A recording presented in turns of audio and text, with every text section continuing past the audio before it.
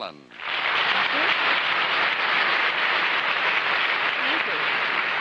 And on my left, that charming, distinguished, and humorous quizzer, Mr. Fred Allen. Thank you, Dorothy. Thank you, Dorothy. I'll never live up to it. And on my left, ladies and gentlemen, a young lady who told me that it's so cold tonight that she knows a 32nd degree Mason who has gone down 10 degrees just tonight.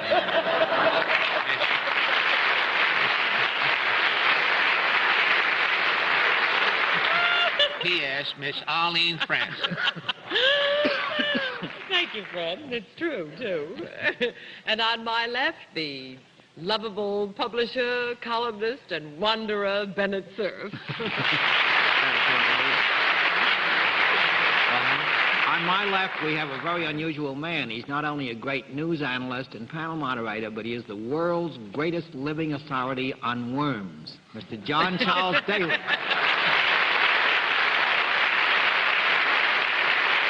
Thank you, Bennett. Good evening, ladies and gentlemen, and welcome to What's My Line. You've all heard about the worm turning. It appears I've got him spinning like tops. You remember last week I took a wild guess after we horsed around with worms for a while that they were larvae. Well, I've got here a very learned document that says they're not. They represent an early stage in the metamorphosis of the Diptera, the Hymenoptera, the Coleoptera, and the Lepidoptera, and others. In some cases, they are worm-like, but they are not worms.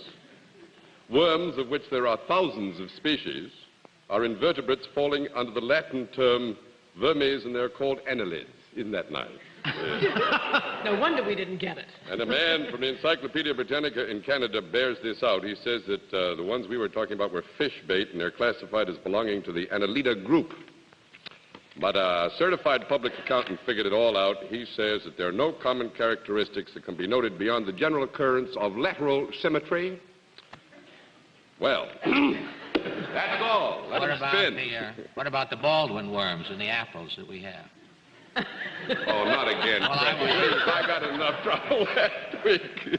Well, I think we ought to get down to what we're really here to do, which is to see if we can't tie up our panel in some knots.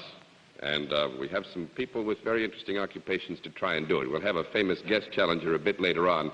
But I think it's time the experts met our first challenger. Will you sign in, please, ma'am?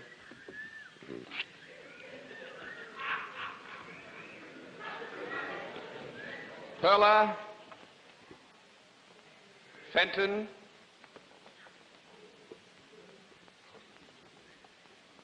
Barcinas? Yes. Perla, Fenton, Barcinas.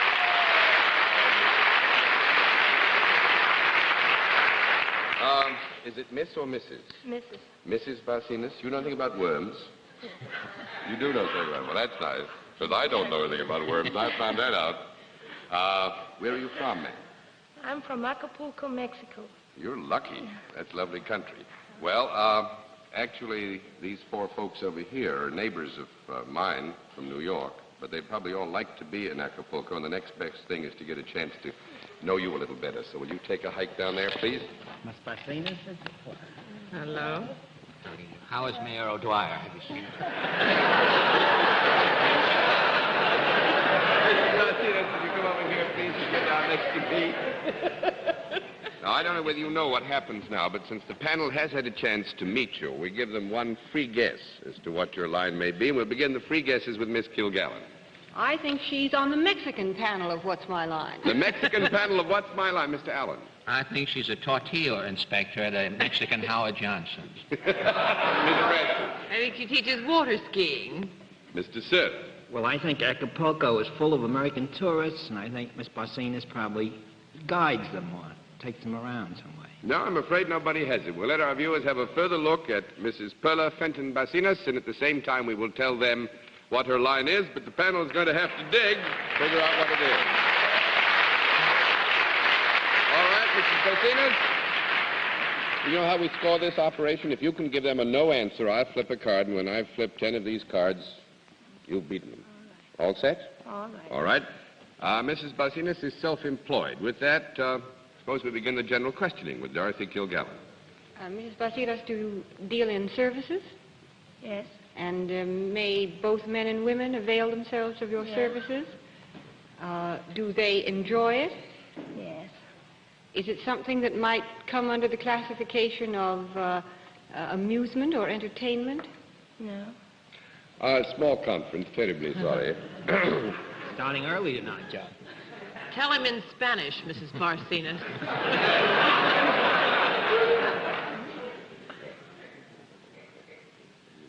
I think he's telling her. Looks like blind date from Yes, here. indeed. We have had a meeting of the committee here, and we've decided, Miss Dorothy, we'll give you a yes to that last one. What was it? Whether it... Well, that's a very good question. Whether it came under the heading of amusement and entertainment. We think that what Mrs. In other words, Basilis says might. Mrs. Basilis, you're in a luxury form of work. What you do is not a necessity of life. Yes.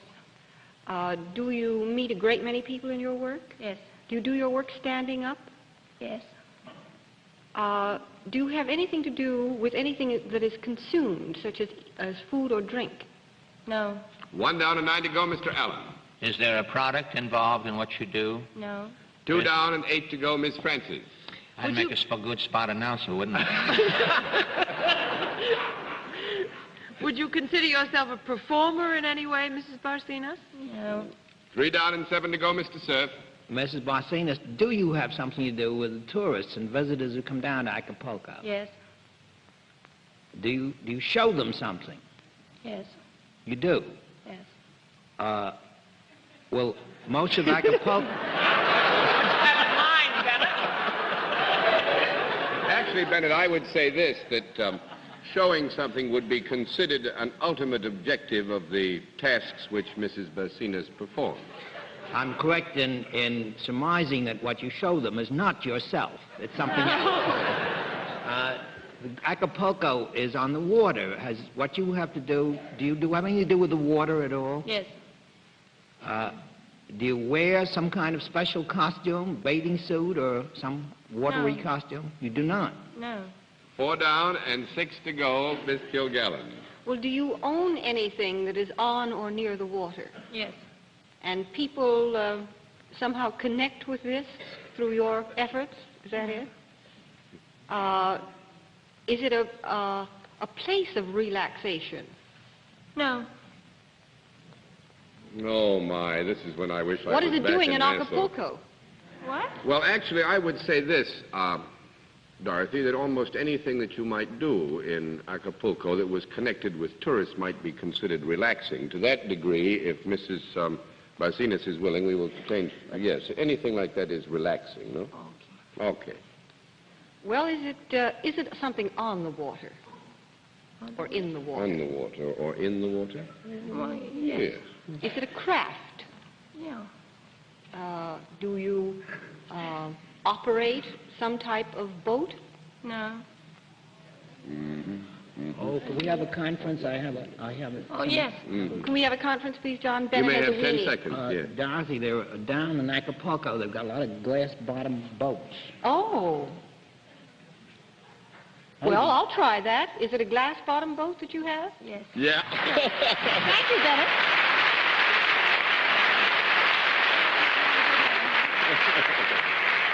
Mrs. Barcinas wanted to know what she could do now. I've got a small definition of a worm here. Would you like to try to read that? And Mr. Irwin C. Abbott, certified public accountant. You can read that one if you want to. I don't know. I've got to go home and get my glasses. The main thing, I think... Yes, Fred. I know a fellow down in Acapulco who has a bifocal glass bottom boat. With a prescription bottom. Don't wear their glasses, yeah. You know what the weather predictions are in Acapulco? Cold today, hot tamale. Now, actually, Mrs. Barcinas is captain of a glass-bottom boat. And she stands up all the time? Yeah. Yeah, oh, yes, how the wheel. chic. Yes. I have to tell the tourists all about the Acapulco and I've been standing. You don't see much of Acapulco through a glass bottom boat, though, do you? You see a lot of things. You Sure really? you see. I think that the explanation of what can be seen in Acapulco gets the rest of the cards over, and you get our thanks for being a very fine guest. So that's my line.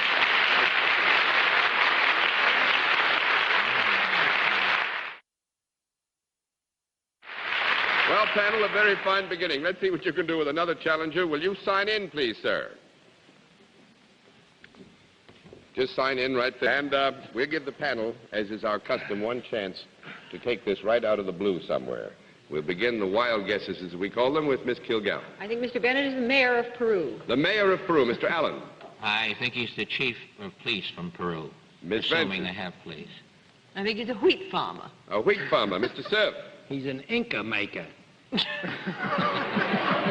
No, I'm afraid not. We'll let our viewers have a further look at Mr. Bennett. Perhaps that'll help them to make up their minds in the next few seconds. Because right now we'll tell our viewers at home exactly what your line is, but the panel's going to have to do some digging. And you come in a bit closer, please. All right, Mr. Bennett, you all set. You know how we score. Yes, sir. All set, huh? All right, Mr. Bennett is salaried. And let's begin the general questioning with Bennett, sir. Mr. Bennett, is there a product involved in what you do? Yes, Is it a useful product? yes, Can it be used by both sexes? yes, By human beings, I mean? yes, Would it be used in the home? yes. Well, we usually divide the home up. If you were in a two-story house, would you be likely to find this product on the second floor? More likely. Could it be found in the bedroom? Yes, Would it have anything to do with sleeping paraphernalia? yes, Would it be found in, on, or under a bed?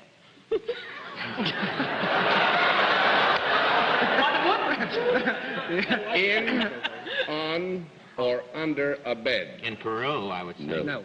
No. 1 down and 9 to go, Miss Kilgallen. It has to do with sleeping? But It has to do with sleeping paraphernalia in a general sense. Actually, I would almost assume that the vast quantity of objects in a bedroom would have some connection with the paraphernalia of sleep. No, there are books in the bedroom. They don't make you sleep. Might put you to sleep. But you, Not Random House. Thank you. John, I'd just like to get a definition. I don't really want to ask a question here and get myself into double trouble, but do you consider everything in a bedroom sleeping paraphernalia? No, I consider anything in a bedroom which is part of the planned operation of retiring, sleeping, and arising a part of the paraphernalia of a bedroom. Uh-huh. Well, I can only think of one thing that wouldn't be on or under or on top of or inside the bed that would be There's part of... Mr. Bennett all the time, you know. Would this be found on or near the bedside table? yes. Does it go tick-tock, tick-tock, tick-tock? Is it what? I'm sorry. Does it go tick-tock, tick-tock, tick-tock? And I'm afraid. is it an alarm clock? The Arno Do you have brothers. something to do with alarm It has clocks? something to do with alarm clocks, but what? He tests them. Tests alarm clocks. 2 down and 8 to go, Mr. Allen. He makes the little bells that they hide in the closet. 3 down and 7 to go, Miss Francis. He manufactures them. 4 down and 6 to go, Mr. Cerf. He sells them. Sells them, is right.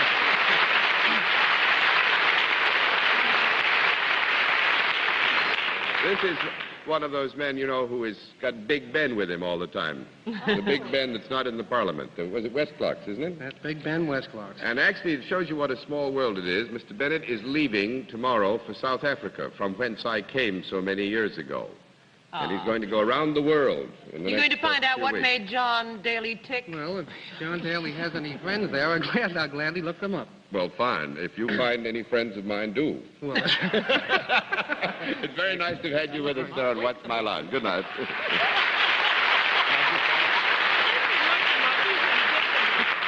In just a moment, we'll meet tonight's mystery guest, but first, here's Arlene Gray for Stop At. Do you know how many deodorants there are on the market? Could you guess? 10 maybe? 20? 50? There are more than 100. Yes, by actual count, you have more than 100 deodorant products to choose from for your own personal use. So why should you choose Stopette? Here's why. Because Stopette is the one and only lotion spray deodorant. And what is a lotion spray deodorant? Stopette, the lotion spray deodorant, contains soothing, smoothing ingredients that cannot irritate normal skin. That means you can use Stopette day after day after day, all year round with absolute assurance.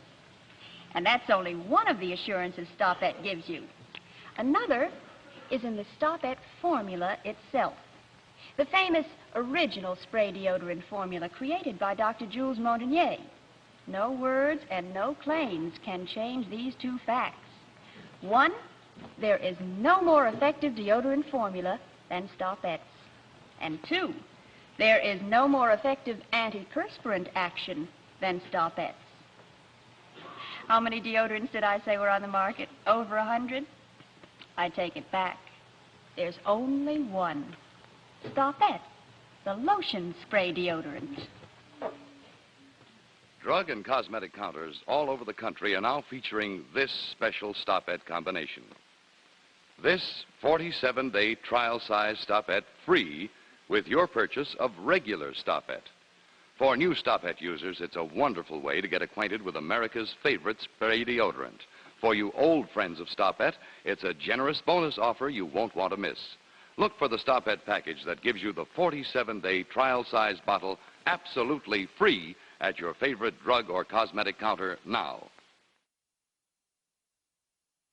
And now we come to the special feature of our program, the appearance of our mystery celebrity, which is a part of the program that we trust will prove the perceptive talents of a panel which can't see what's going on, because as most of you know, our experts are blindfolded. Are those blindfolds all in place, panel? Yes, yes sir. Mr. Well, Chairman. good. Will you come in, mystery challenger, and sign in, please?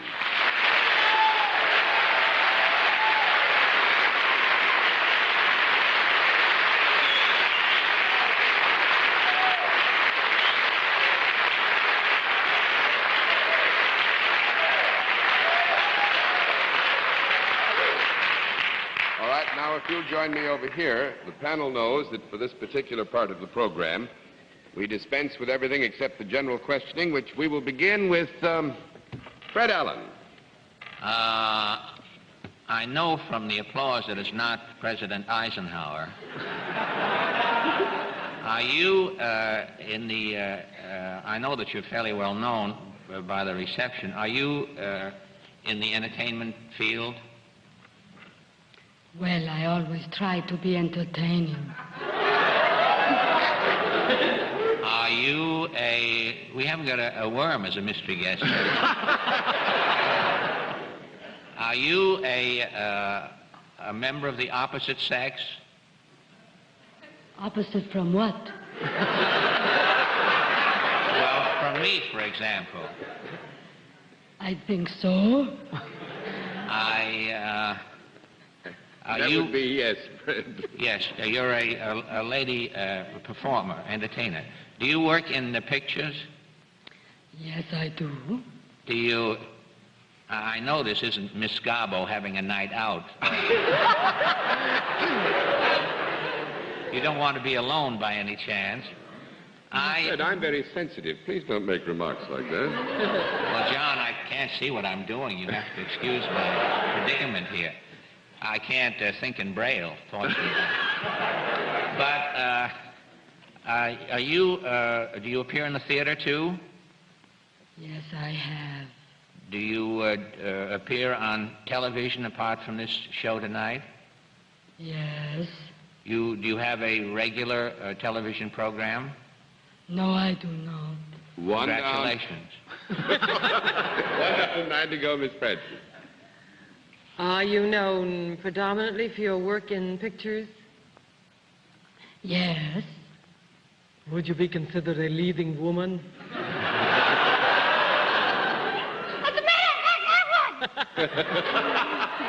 John? That's her alter ego.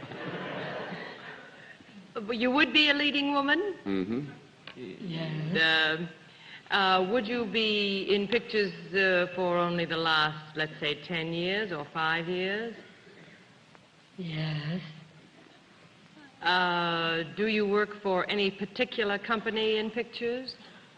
No. 2 down and 8 to go, Mr. Cerf. You have a very sultry-sounding voice, even when it's disguised. Do you ever play sultry parts on the screen? Yes. Did you ever play a part in a picture originally written by Theodore Dreiser in which you were thrown out of a boat?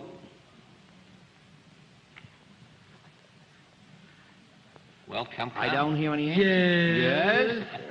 Yes? Don't you remember? We are a little bit concerned with technicalities, perhaps, but will you repeat the question, Bennett? In which it was alleged there was he a book thrown out. called An American Tragedy by Theodore Dreiser. The picture had another name, and this lady, if she's the lady I think she may be, was in it. That should be easy to answer. Yes. You see, we had to get her up out of the water. I see. And are you now about to appear in the water again in a television show based on Claire Booth Luce's The Women? Yes. And would your name be appropriate for this time of year, Miss Shelley Winters? Right, Bennett.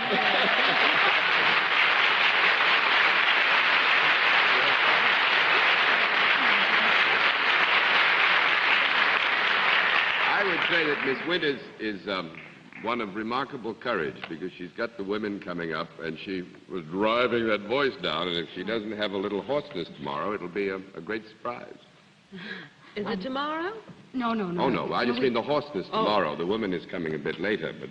What about that bathtub scene? That's the one you're going to do, aren't you? Yes, in the water again. I'm very sorry I didn't get all the way to Miss Kilgallen.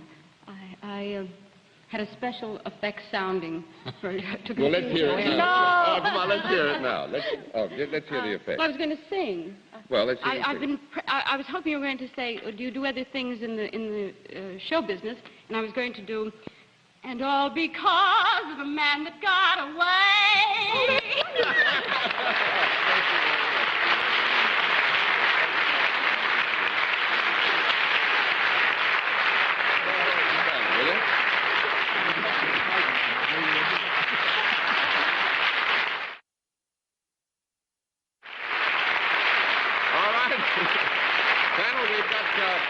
Just enough time to test your nerve, and let's see what you can do with one more challenge. Will you come in and sign in, please, sir? And will you sign in firmly, strongly, and rapidly? Jean Lapaceri, is that right, sir? Will you tell us first where you're from? East Meadow, New York. East Meadow, New York. Will you look at the panel? You can look at Mr. Lapaceri. You'll come with me, and on this one, actually, we'll even dispense with the wild guesses. If you'll sit down, the panel can take a quick look at you, and in that time, we will tell our viewers at home what your line is, but we'll put the panel right to work to see what they can do with general questioning. So let the viewers at home know what you do, but the panel's going to do. Will you come in closer? All right, you know how we score this operation, do you, Mr. Lapaceri? Is salaried. Let's begin the general questioning with Arlene Francis, and panel, you're going to have about 2 minutes to do this in. Mr. Lapaceri, do you work for a profit-making organization? No. One down and 9 I'm in your class. Mr. Serve. Have you got some kind of a governmental position? No. 2 down and 8 to go, Miss Kilgallen, and the explanation there is it is not basically a governmental position, even though he works for a non-profit organization. Miss Kilgallen. I don't get that at all. You mean he doesn't work for a government, is that correct? No, the issue is, do you have a governmental position, which he does not, in other words, function in the field of government per se? Do you work for a branch of a government? I will say no. No, it is not a branch. Well, I mean, does he get his paycheck from a government? That's fine. That settles the whole thing. Okay. That's 3 down and 7 to go, Mr. Allen. Does he work in some sort of an institution? No. 4 down and 6 to go, Just Miss looking Francis. at him, I mean, Do you work for a certain individual? You mean directly? Has he got an immediate superior? Mm-hmm. Yes. Well, we all have it. This is on the function that basically everyone has an immediate superior to I whom... thought you stood alone, John. Thank you very much. what about Mrs. Daly? That's true. Is whoever you work for connected with the government of whatever country he or she is associated with? How can I answer that? I'll say no to that. I think you better. Actually, but I think we've got, that's 5 down and 5 to go. We got time for one question, I think. Well, have you got anything to do with the United Nations? Yes. That's not a government? No. Those people don't represent governments? No, it's not a government by itself. Bennett, I'm afraid we're going to throw the towel in because of time, but Bennett, I think, would have taken you down the road which might have fundamentally and ultimately told you that Mr. Lapaceri is the head chef at the United Nations. That was the tricky part about it. Thank you for being our guest. I'm sorry we didn't have more time. And all of this money is going to the March of Dimes by Mr. Lapaceri's request. Thank you very much. It's nice to have you with us, sir. We'll be back in just a moment. But first, here's a further word from Arlene Gray. This is the new Stop-Et Cream Deodorant. Yes, Stop-Et Cream Deodorant is wonderfully convenient. It's wonderfully effective, too, because unlike many other cream sticks, it's both a deodorant and an antiperspirant. And unlike any other cream stick, it's Stop-Et. The famous formula you know you can trust. Stop-Et Cream Deodorant.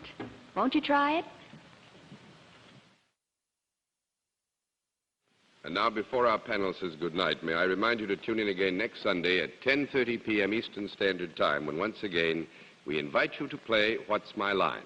For other localities, check your local listings for the date and time of our weekly series. And now, until next week, this is John Daly saying goodnight, Dorothy. Good night, Joe.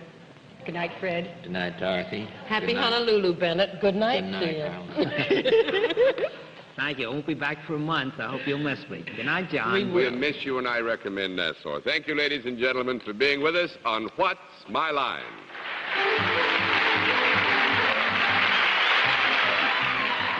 Transportation for Mrs. Barsena was arranged through American Airlines. American, now serving more than 77 major cities in the United States, Mexico, and Canada. This has been a Mark Goodson, Bill Todman production. In association with the CBS